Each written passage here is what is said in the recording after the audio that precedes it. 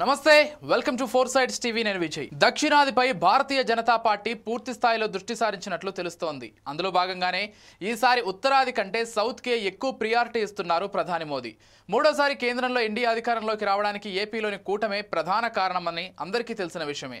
ఈ క్రమంలోనే ఇక్కడ అడిగినవన్నీ ఇస్తున్నారు. మరోవైపు పనిలో పనిగా తమ క్యాడర్ను బలోపేతం చేసుకుంటోంది బీజేపీ.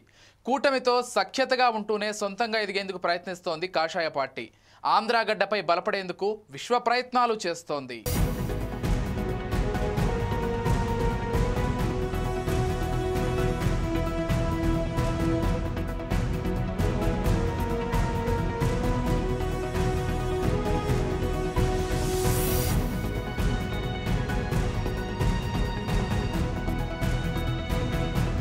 ఇకపోతే దేశ ప్రధాని నరేంద్ర మోదీకి సంబంధించిన ఏపీ పర్యటన ఖరారైంది. జీఎస్టీ సంస్కరణలకు సంబంధించిన కార్యక్రమాలను భారతీయ జనతా పార్టీ దేశవ్యాప్తంగా నిర్వహిస్తున్న సంగతి తెలిసిందే. కేంద్ర ప్రభుత్వం పేద మధ్యతరగతి ప్రజలకు మేలు చేకూరేలా తీసుకున్న నిర్ణయాన్ని ప్రజలకు తెలియజేసేలా ప్లాన్ చేశారు. అందులో భాగంగానే ప్రధాని ఆంధ్రప్రదేశ్ పర్యటనకు రానున్నారని బీజేపీ నేతలు చర్చించుకుంటున్నారు. మరోవైపు కూటమికి ప్రత్యామ్నాయంగా వైసీపీ పోరుబాట కార్యక్రమాలు నిర్వహిస్తోంది. ఇలాంటి టైంలో బీజేపీ పెద్దలు రాష్ట్రంపై ప్రత్యేక చొరవ చూపిస్తుండటంతో రాజకీయ ఈక్వేషన్స్ మొత్తం మారే అవకాశం ఉందని రాజకీయ విశ్లేషకులు భావిస్తున్నారు.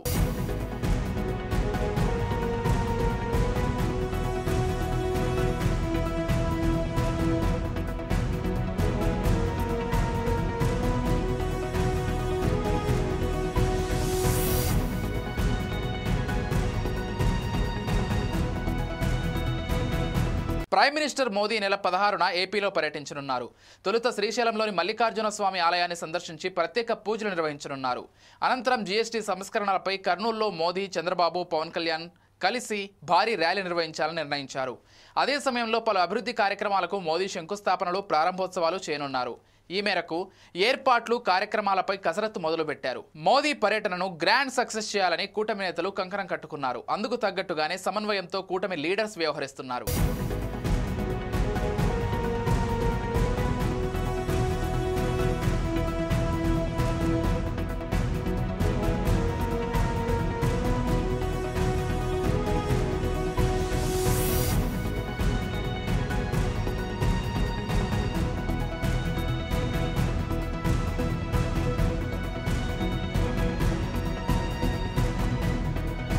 ఇక ప్రధాని టూర్పై ఏపీ పాలిటిక్స్లో ఆసక్తికర చర్చ జరుగుతోంది. ఒకవైపు బీహార్ ఎన్నికలు దగ్గర పడుతున్నాయి. యావత్ దేశం అటువైపే చూస్తోంది.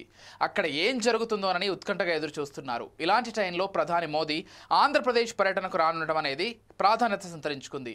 రాయలసీమ కేంద్రంగా ప్రధాని మోదీ ర్యాలీని సక్సెస్ చేసి కూటమి బలమేంటో నిరూపించుకోవాలని భావిస్తున్నారు నేతలు. ఎందుకో గానీ ఈ మధ్య కూటమి నేతలు ఏ కార్యక్రమం నిర్వహించాలన్నా కూడా అందుకు రాయలసీమనే ఎంచుకుంటున్నారు. అంటే జగన్ కంచుకోటను బద్దలు కొట్టాలని నిర్ణయించుకున్నారేమోననే చర్చ మొదలైంది. కాకపోతే కూటమి నేతల ప్లాన్ ఎంతవరకు సఫలమవుతుందో అనేది ఇప్పుడే చెప్పలేం. ఇకపోతే ప్రధాని పర్యటనను కూడా కూటమి నేతలు కర్నూలులో చేయించడంపై పొలిటికల్ సర్కిల్స్లో చర్చకు దారితీస్తుంది.